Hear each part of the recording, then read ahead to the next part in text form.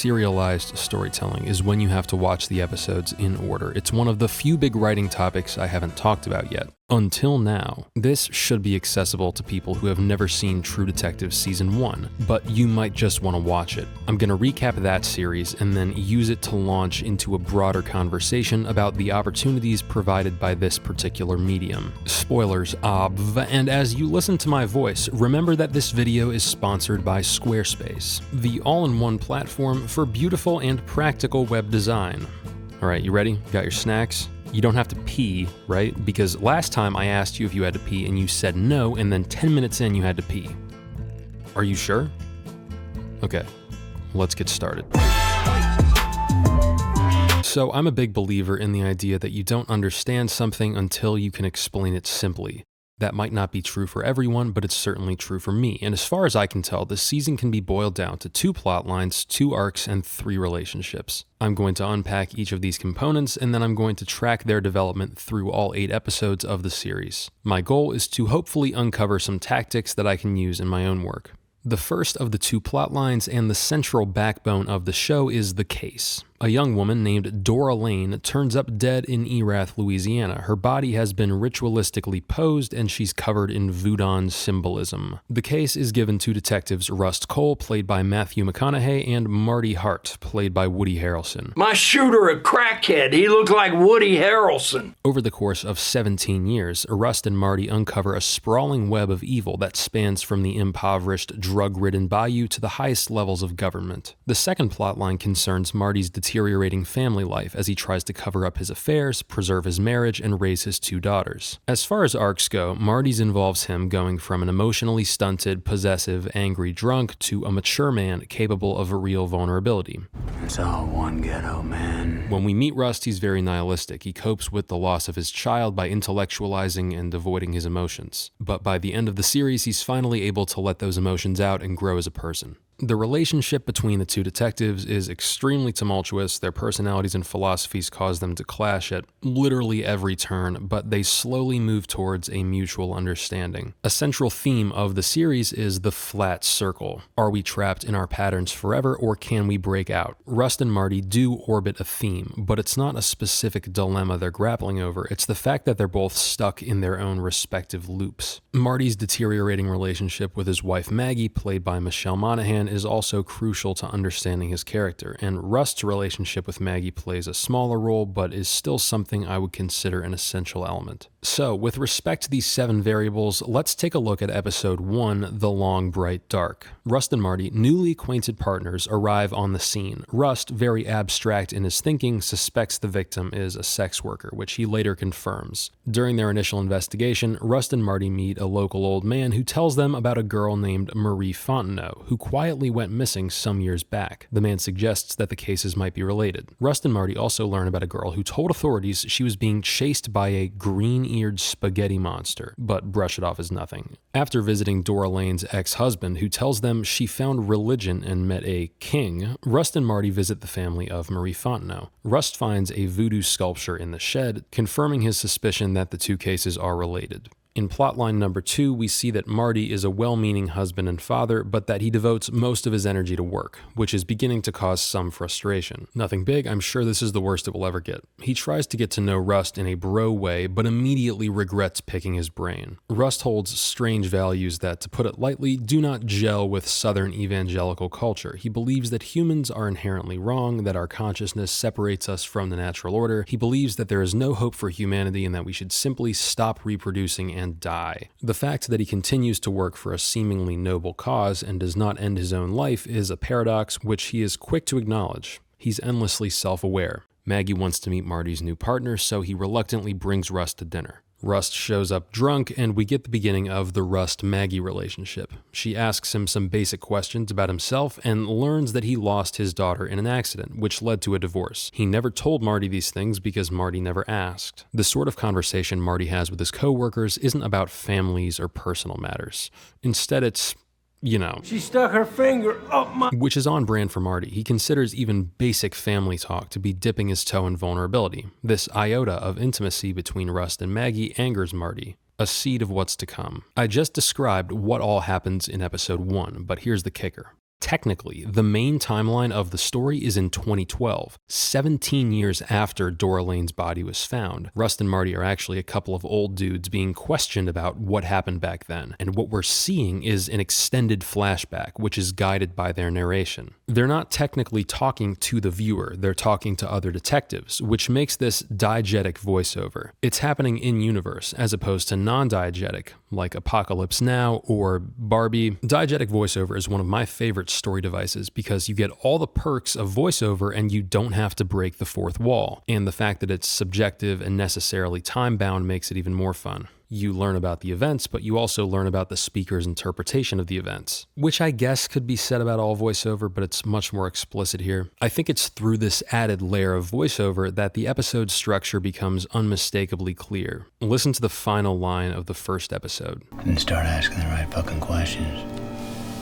That, to me, perfectly encapsulates it. Episode 1 is an introduction to the surface level of the story. We show you the way things look, and we end the episode with the promise that things are not as they seem. This season has one of the crispiest 3-act structures ever committed to television. But some of you might be wondering, what about pilots? Aren't there different rules for pilots? Aren't pilots special? And the answer is, not like they used to be. Between like coordinating and writing, I've worked on 15 seasons of TV over 12 different shows, something like that. So for a lot of network shows, still, you'll start writing. The writers will get maybe, 10 to 15 weeks on their own. Then production will start. And then you're basically just trying to lay as much train track as possible. We have to write a script in a night because it's filming next week, but these things aren't working for it. So that's like the time crunch of it. The way that it's changed, like you mentioned, is with streaming, because you can take as much time as you want to write all of the scripts, because they can release the episodes and the seasons whenever they want to. It's not Thursday night at 8 p.m. next week. There has to be a new episode of Scandal on. So what's going to happen? It's more so, here's 20 weeks for your mini room for streaming. We'll give you a little more if you need it, hopefully. But then you'll typically go into filming a streaming show with all of the scripts ready. Some adjustments will be made because locations might change, or they might be a little different from what you envision. But unless something is really, really not working, like a cast member or a storyline, when dailies are coming in and cuts are coming together, there haven't been a ton of whole-scale rewrites episode to episode on streaming shows that I've been on once shooting has started. Greg is a pro. I'm really grateful that he was down to talk about the biz with me. More from him later. But yeah, in the pre-streaming days, it was common for a TV network to air or privately screen a test episode or pilot to see if people liked it. And so this mentality trickled down into the amateur scene, and we were all led to believe that a pilot should be its own contained sales pitch for the show, which was very true back then and kind of is now, but things have changed. Yes, your first episode should be a banger. Obviously, it should introduce all of the different components of your story and your world, and if people don't want to know what happens next, you're probably doing something wrong. But you need to know what happens next too, because the people with the money will ask. With the rise of streaming, we've graduated from pilot episodes to pilot seasons, and I don't mind it. More time to write, more thorough planning, a guarantee that you'll get to make a whole season. Why would you not want these things? What, because you read a tweet one time that said they were going to kill off Jesse in season 1, so you're keeping your options open on the off chance that you might be the next genius improviser Vince Gilligan? You're not him. I'm not him. He wasn't even him. He had a whole writing staff. Just plan ahead, please. I'm approaching serialized TV from this structured perspective because it makes the most sense to me, and also, evidently, it makes the most sense to people who pay people like me.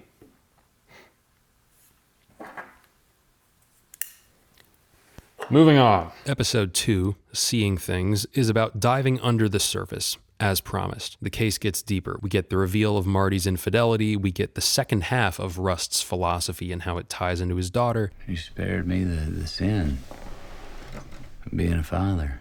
and we learn about his extrasensory hallucinations, which are a result of his extensive drug exposure when he was undercover. Most importantly, Rust and Marty fully get to know each other. Rust learns about Marty's infidelity, Marty learns about Rust's traumatic past. Basically, in episode 2, we get the rest of the information. Episode 1 was about the surface level stuff. Episode 2 shows us the full picture of these guys. And how does episode 2 end? It's your call. You want to dump this one off? So Cole didn't want to give it to the task force. Did you?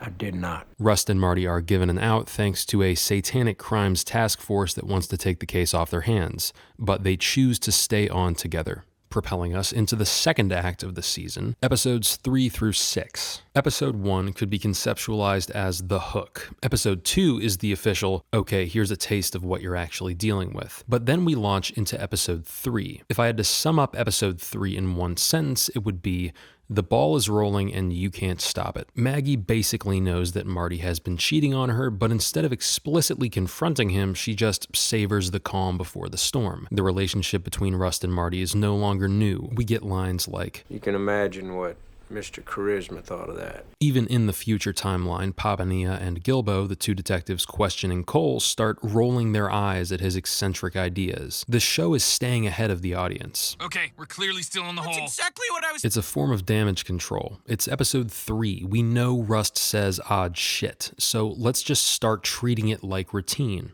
The episode ends with Rust and Marty finally identifying a suspect. Bayou meth manufacturer Reggie Ledoux. Again, the ball is rolling and you can't stop it. At the end of episode 3, we promise a confrontation. This is what you've gotten yourself into. Shit's gonna go down. Which brings us to episode 4. Who goes there? As far as the case goes, episode 4 is entirely about Rust and Marty tracking down their suspect, Reggie Ledoux. But they get nowhere with conventional means. Rust and Marty are forced to go off the grid and work outside of the law for the first time. This episode amps up the stakes by taking away the safety net, taking away the support system. It's no coincidence that this is the episode where Marty's marriage blows up and he loses his support system. These two are on their own now. They have to get their suspect by any means necessary. Now, from a plot perspective, this could have meant anything, but Nick was like, hey, idea, what if we whipped up the most insane side quest ever? This episode involves Rust going undercover in his old biker gang to hopefully get to Ledoux who cooks their meth. But then his old buddy Ginger is like, yeah, I'll put you in touch with Ledoux, but only if you help me and my gang do this raid in the projects, man. So Rust hops on a boat, goes to Ginger's house, does a bunch of drugs, all while Marty is 2 steps behind, completely emasculated and out of his element in a Pink Floyd t-shirt. Rust and the gang put on cop outfits. They bust into this place. It's an insane one-take action set piece that ends with the heist falling apart, Rust kidnapping Ginger, and Marty picking them all up at the end. Like, it's wild. They did not have to go this hard. So episode 4 was about the dissolution of systems. It started with Marty's family intact and Rust and Marty being 2 upstanding state detectives, and it ends with Marty being homeless and Rust kidnapping a biker dude. Both of them are now operating completely outside of the law.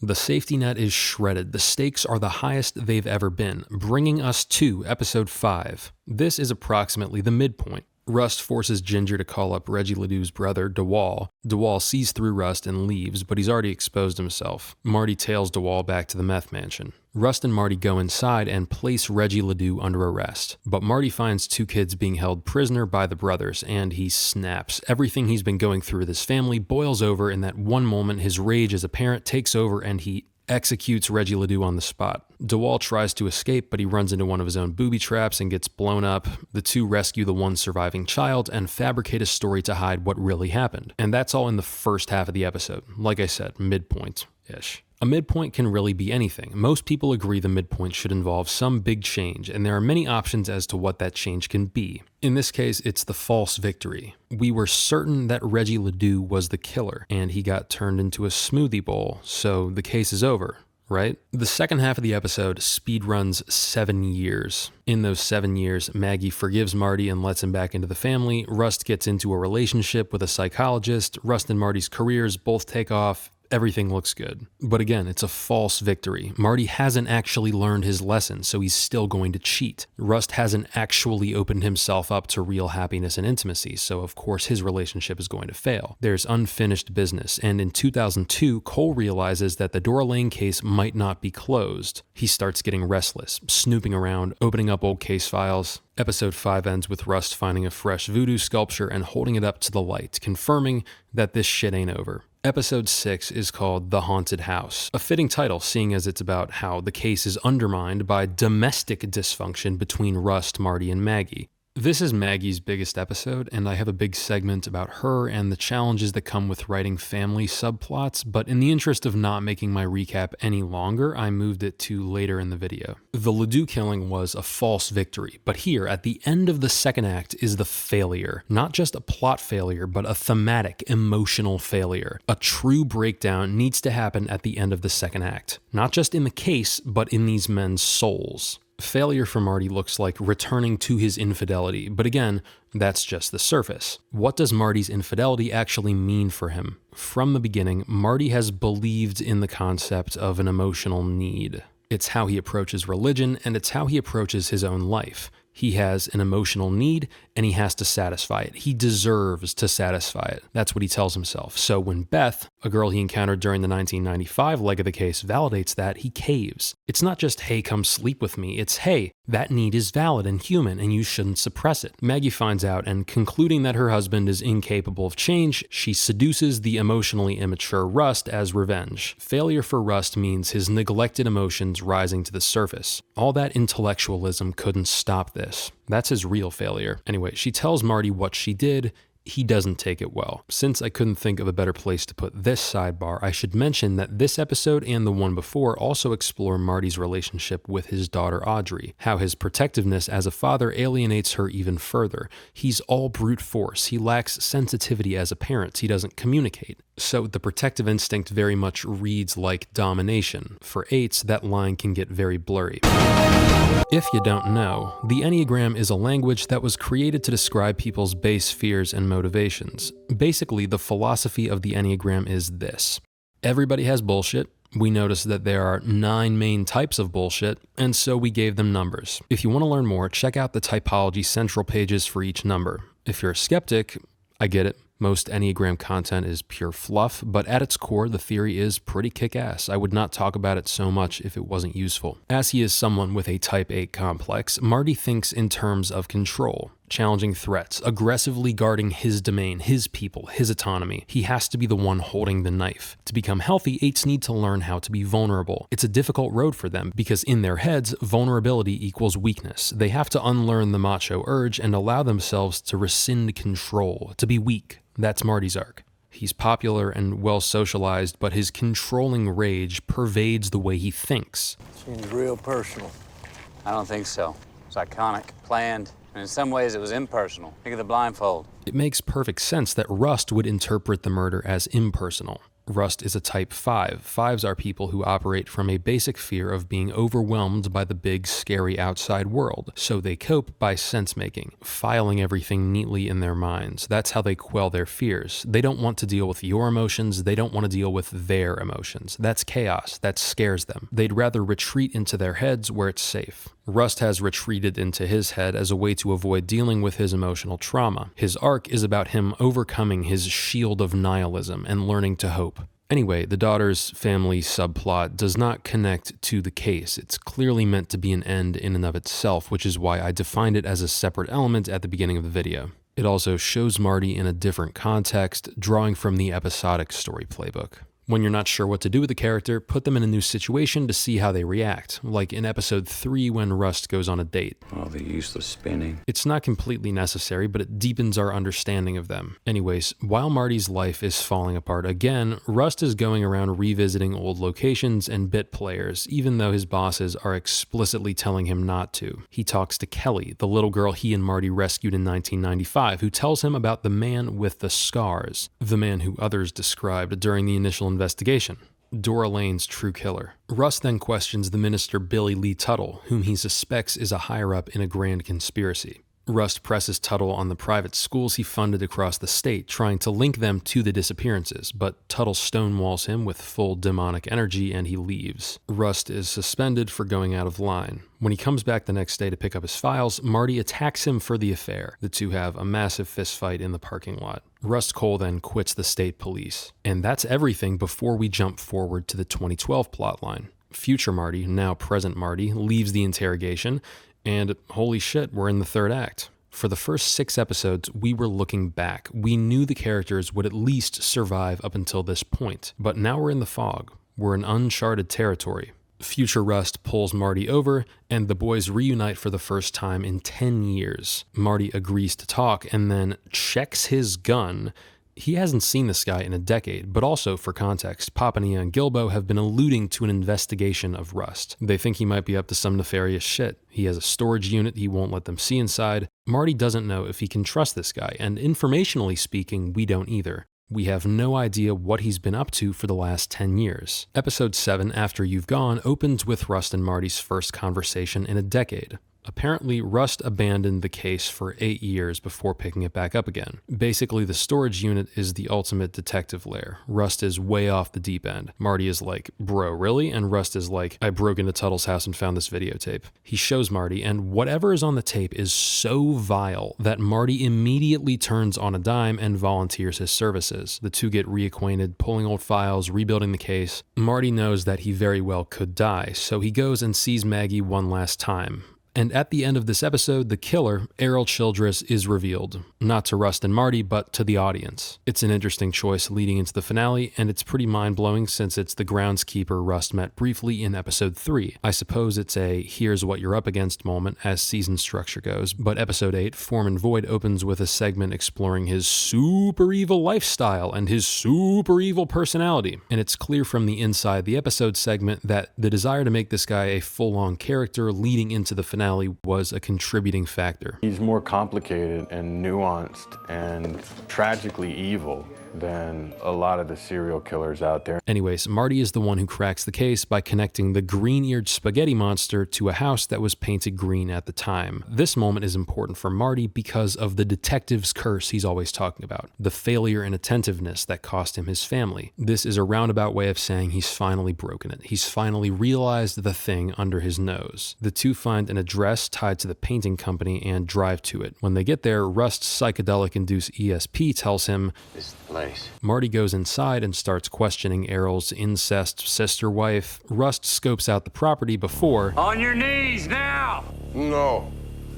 Go on, this is great physical comedy of you. Errol leads Rust into a crazy French fort or something, which he calls Carcosa. Rust gets a crazy cosmic vision right before Errol stabs him. Makana headbutt. Marty shows up and shoots Errol, pow pow, but he catches a hatchet with his chest. Just as Errol is about to finish off Marty, Rust shoots him in the back of the head, killing him. The buddies hold each other as they bleed out on the ground. Marty later wakes up in the hospital. His family shows up and he cries like a baby, finally letting his guard down, finally allowing himself to be vulnerable. A couple rooms over, Rust wakes up too. He's disappointed that they weren't able to catch all of the Tuttle cultists. Marty then proceeds to say, We got ours. Not a care in the world. Marty would not say this. He has a very strong sense of justice, especially when it comes to children. He would not be this okay with all of the other dudes in the video walking free. And I'm not a critic. I'm not saying this just to say it. There's a lesson here. The lesson is, don't allow your desire for narrative closure to override what would logically happen. It's possible to overdose on catharsis. Russ tells Marty that he isn't supposed to be here, that he tried to die because he felt his daughter's presence in the darkness. It was love, Tars, and knowing that is enough for him. Rust finally reframes his worldview to allow for hope, thus completing his own arc. Tilt up to stars, fade to black, the end. So, zooming out, you saw me breaking the season down into 3 acts. Just to recap the recap, we got Hook, surface level introduction to everything. Then episode 2 is a deeper dive into everything, and it ends in the beginning of the journey. You know, here we go, off on the journey. That's the end of Act 1. Then episode 3, the momentum begins. We're locked in now, and we end in the promise of a greater conflict. Episode 4 is about elevating the stakes. So we remove the safety nets. That system, they thought they were going to have to protect them. The system is gone. We're out here in the woods here, Then episode 5, we got the midpoint right at the beginning. This is the false victory. And then we have the aftermath of the false victory, the false revelries in the aftermath of the false victory. And we have the build-up leading to episode 6, the big character failure. It's so over. No, not this time. Act 3, we're going to get our shit together. We're so back, coming to terms with everything that's happened, recommitting to the goal, and then the final confrontation, really straightforward, the boys win. And then the big character perspective changes kind of occur after the plot resolves. I generally try to make the character change occur before or during the climax.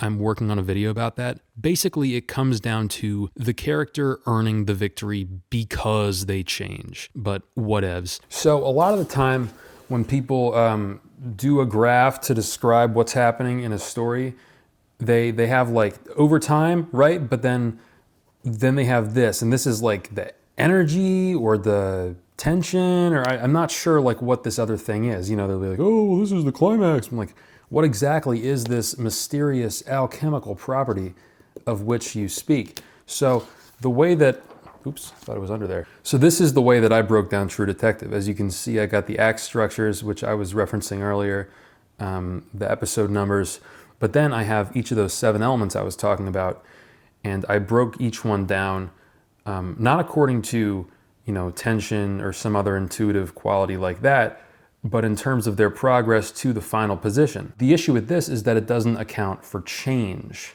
Like you can see Rust and Marty's arcs, the whole point of those arcs is that they don't really change until the end. You can see Marty in the red there. Marty starts to realize the error of his ways after the failure at the end of Act 2. Rust, obviously, his is a little steeper. He really holds out until right after the climax when he finally has his revelation. But that's kind of how I depict those. Then you can see the way I do the other elements here. The case, that's the false victory right here. And then, things go back down, but then we pick back up again, climax, right? So all roads lead to here. This is first position, this is final position. And it's really just a matter of how long they stall. Like Rust and Marty's friendship, which is here in the purple. They get to know each other by the end of the 2nd episode. And then after that, their relationship, pretty normal for a little while here. I could have maybe included a little hump where the two of them sort of bond after Marty moves out. But either way, their thing does not really come to a head until the big falling out with Maggie and all that. And then, the last leg of their journey is reconciling what happened, leading to the end. In theory, you could map out any story like this. Obviously, it's not perfect, but I thought that this was a more practical tool than this. When I do consulting for clients who are working on limited series type projects, I usually advise them to block the series out like a movie. And I point to True Detective Season 1 as a nearly perfect template. Now you know why. But it's not always that simple. What about multi-season dramas? What about ensemble shows with a million plot threads going on at once? Fear not, I'm going to venture into the bayou and dig up some answers to those questions. But first, I'm going to venture into this video's sponsored segment. Hey, websites? Squarespace is the definitive website building platform in 2024. I would know. I used it to build my website. That's right, lsnarrativeconsulting.com is the official hub for my story consulting business, and it all runs on Squarespace. So trust me when I say that their interface really is perfect. I was able to wrap my head around it in a matter of minutes. I was especially impressed with how Squarespace's Fluid engine automatically moved elements around depending on the screen size. A lot of people are intimidated by the idea of starting a website from scratch, and I count myself among them. Fortunately, Squarespace has a plethora of divinely composed templates to choose from. You know me, I'm a corner cutter, I'm functional, I just yoinked a template I liked and I changed some colors and boom, official website, no code, no hassle. I can upload testimonials, schedule bookings, send invoices, and automate everything so I don't have to think about it at all. This website is brand new, but it's already saving me so much time. And if the day comes when I want to sell some sort of merchandise, I can host that on Squarespace too. Question, is there anything this platform can't do? Answer, yes, it can't force you to make the smartest decision for all your website needs. You have to seize this opportunity for yourself. So head to squarespace.com for a free trial, and when you're ready to launch, go to this URL, it's in the description, to save 10% off your first purchase of a website or domain. Do it now. So this is a matrix that I created to describe the different types of TV shows that exist. There's probably some exceptions, some weird narrative styles, but in general, any TV show, any narrative TV show is going to be able to fit somewhere on this graph. This axis is fully serial to fully episodic. That's a spectrum, you know, shows can fall anywhere on that spectrum. And then this other axis is solo protagonist to true ensemble, where there's no one focal character. There's a bunch, you know, whole big old cast.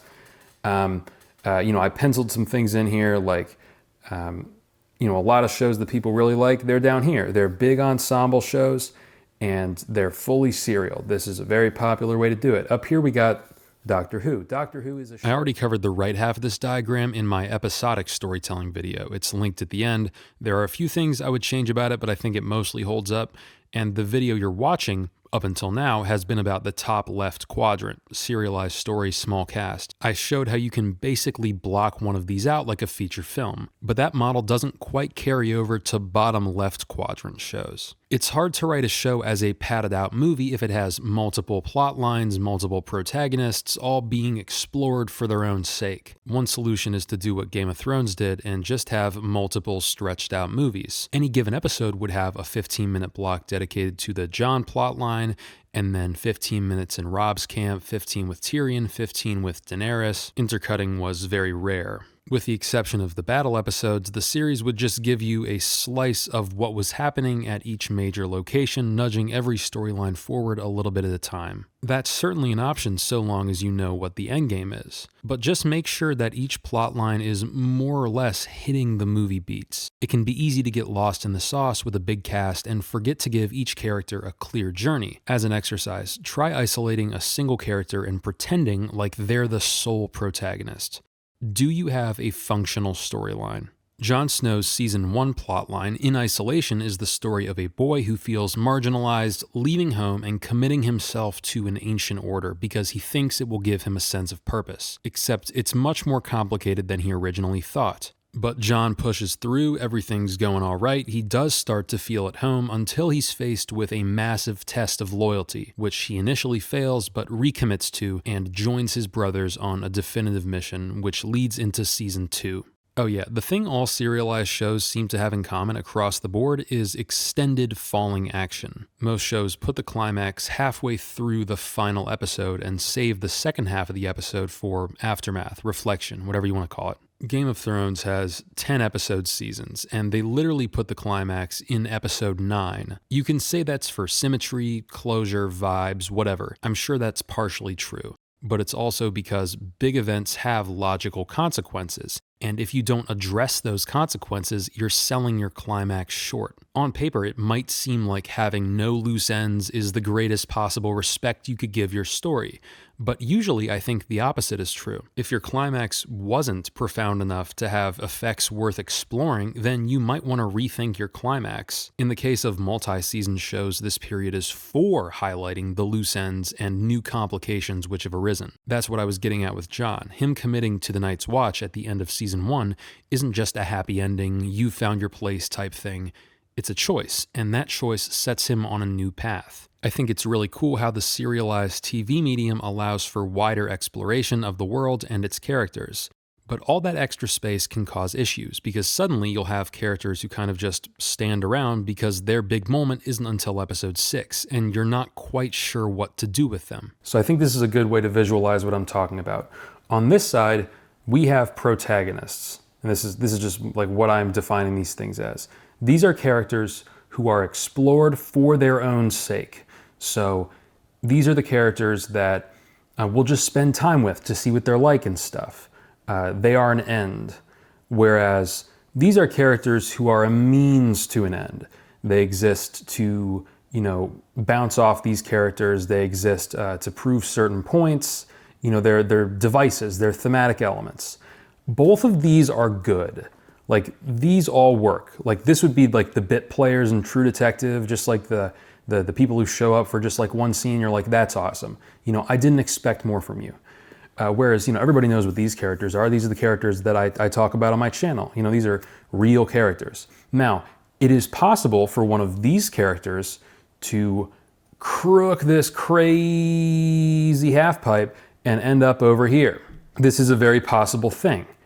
Like, I think about Ygritte in Game of Thrones. She's just like a wildling girl, right? And you don't think much of her, but then suddenly it's like, oh, we're like spending time with her. We're getting to know her for her own sake. She's now being treated as an end. That journey is really satisfying when it's done right. And this journey is much, much rarer, but it's also like really cool when it's done right. Like, that's what happens to Paul Atreides in the Dune books. What you don't want to do is not make up your mind. This is dangerous, because then it's like, oh, we're going to have this character around and we're going to treat them like a protagonist, but they really don't have any bearing on the themes or the plot. And sometimes we wheel them out and we do something with them, but then most of the time they're kind of just standing in the background, and then we kill them off for dramatic effect. This is Walking Dead slander. You don't want to do that. So it's like, pick one of these or decide on some journey, but don't just sit here in vague, purposeless character land. A lot of writers get stuck in the halfpipe when they're trying to write one particular type of character, and that is the OFC.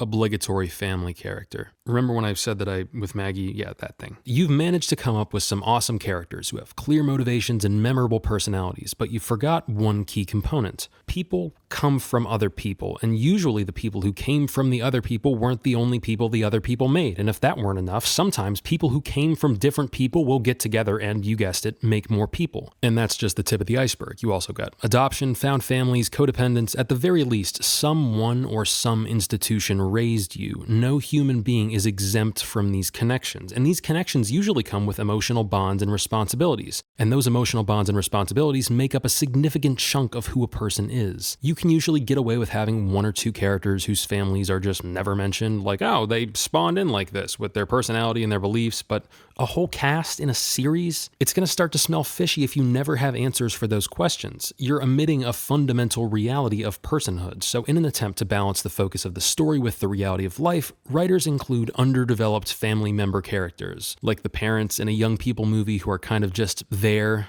Most common of all is the wife. Like 67% of adults were in 90s America, Marty is married. Marty lives with his spouse, Maggie. She knows him better than literally anyone else. They've been together for like a decade. We can't accurately show what Marty's life is like without spending a lot of time with her. The issue is, this is a story about two detectives with serious emotional issues trying to track down a bayou serial killer. Maggie's not a detective. She's not even remotely a part of that world. So if she's gonna be here, we have to figure out the best way to handle her presence. And look, I don't mean this as an ethical question. Yes, there is a scarcity of roles for women over 40 that aren't wife or mother. Yes, it's inaccurate and it's repetitive and it bottlenecks the careers of otherwise brilliant actresses, but what do?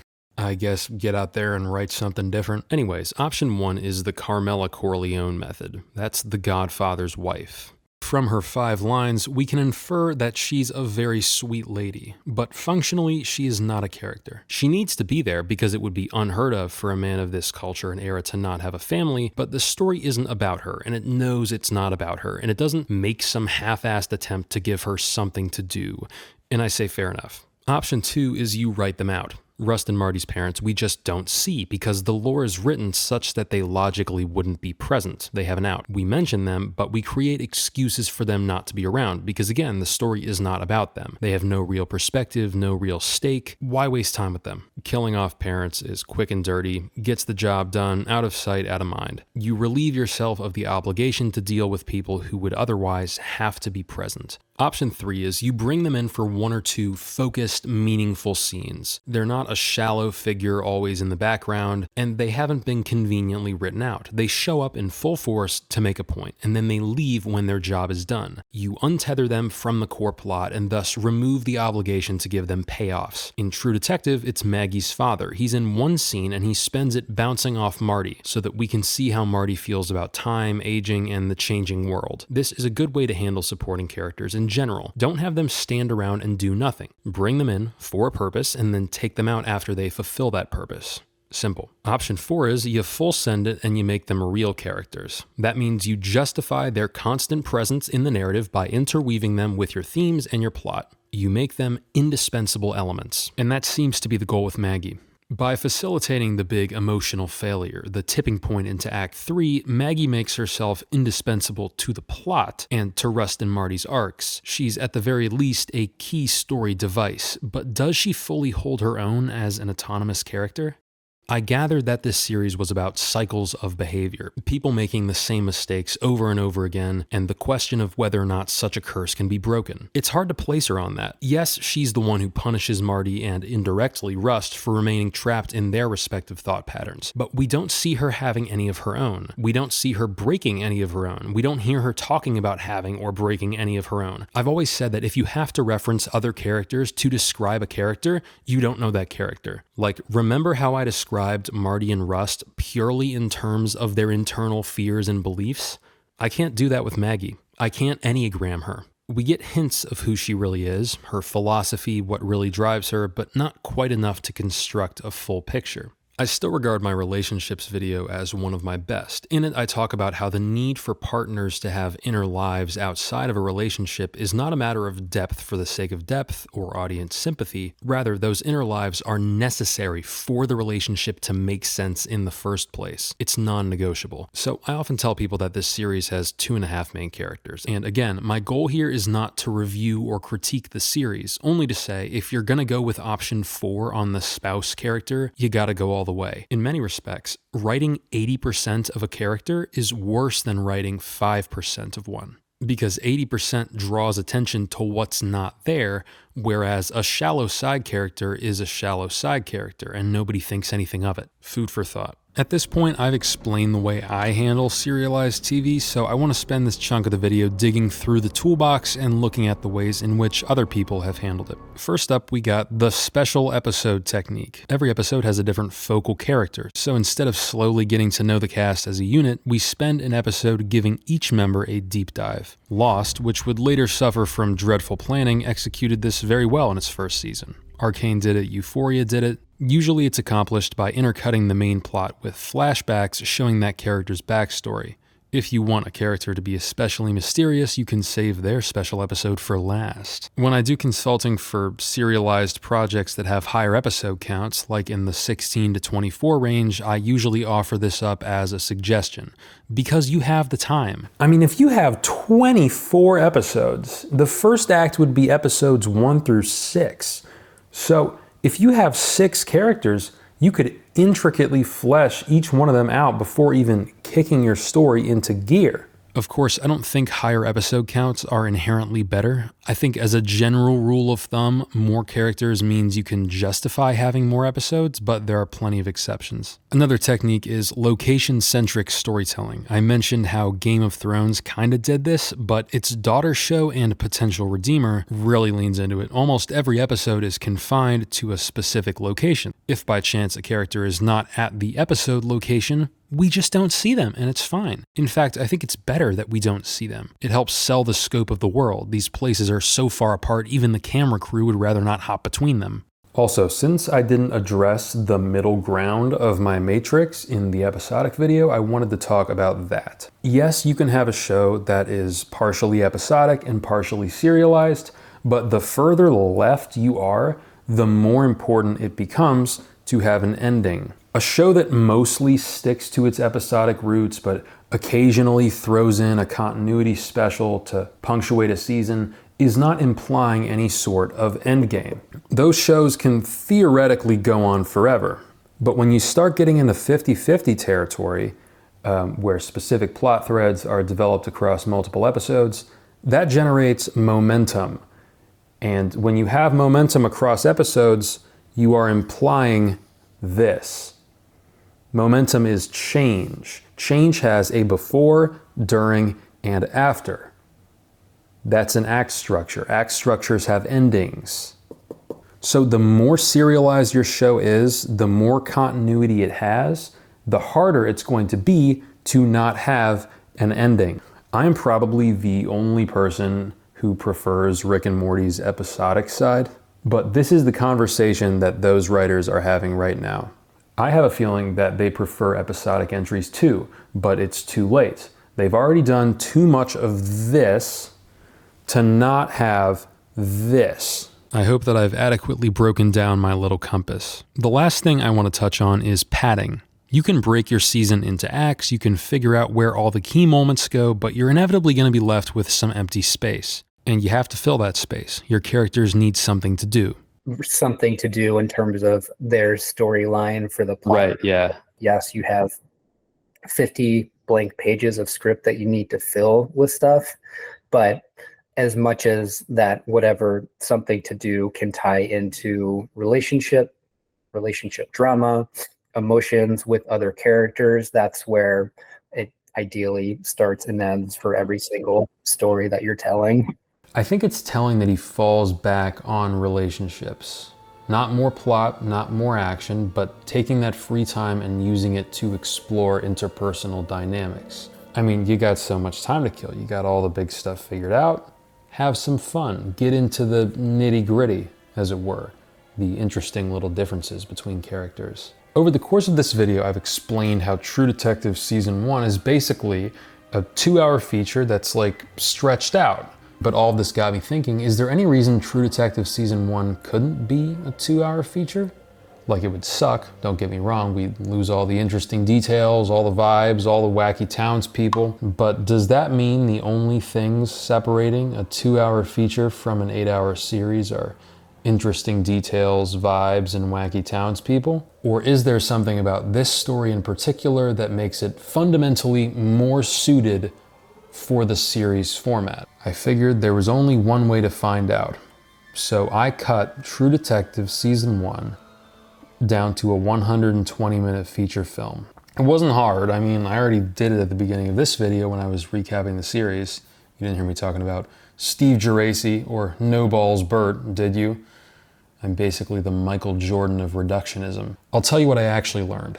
There are two methods available to you when you are removing 75% of a show. You can either remove 75% of each scene, or you can remove 75% of the scenes. When I could, I opted for the latter. Cutting every breath and pause to get the runtime down to 120 would have felt unsportsmanlike. I wanted this to be believable as a film.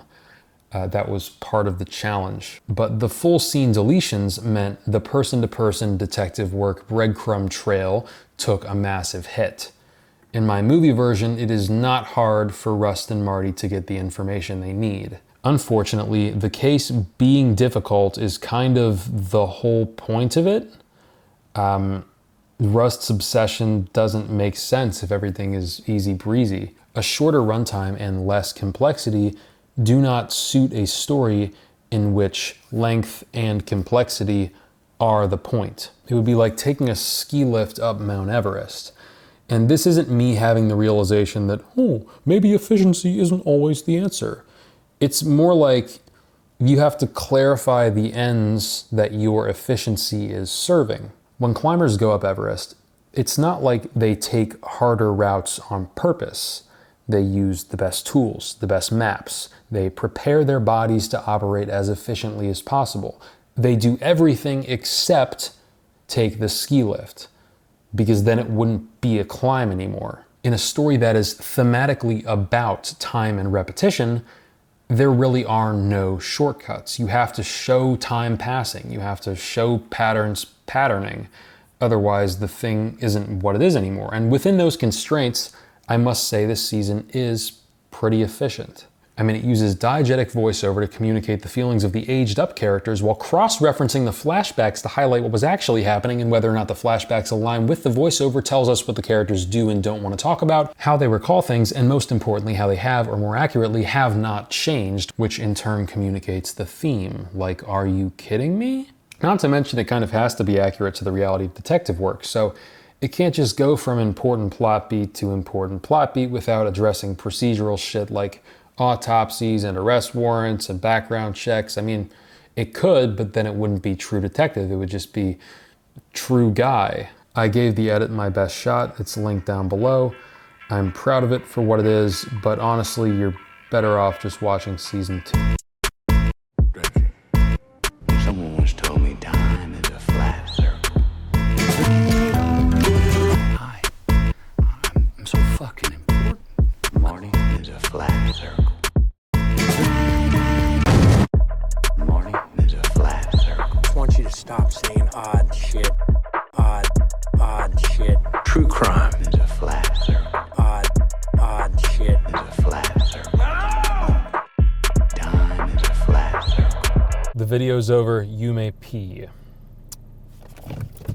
So, on my channel, I have been plugging this super video where I take all of my theory and I turn it into one big old thing. I started working on this and I realized I don't really have all my theory yet. So this was a major step in the right direction. But the video eventually is going to basically look like it's going to go over everything from beginning to end, writing process, starting with idea generation, characters. But then I'm going to branch off and do different versions of the same story so you can really see how all of the different pieces get moved around. So, like, what would it look like as a feature versus a series versus a short film? But I should really stop attaching dates to these projects because it is not good for my mental health. I'm already working as hard as I can out here. If you skipped the sponsored segment, I'm opening my consultation business up properly. It's a whole thing now. It's an LLC, which means something. But yeah, I will fix your thing. If there's one skill I have in this world, it is fixing story things. If you just like me a lot and you want to support me on Patreon, hey, I'm there too. I got some exclusive videos like my video essay class. I got all the early uploads, things of that nature. I don't have any editors, any management. It's just me, my one-man operation. That's the way I like it. You know, I'm making it work. Yeah, if you're picking up what I'm putting down and you have the means, I don't know. I'm just throwing it out there. You're the one who's still watching the damn video. Happy New Year. Keep writing. I'll see you when I see you.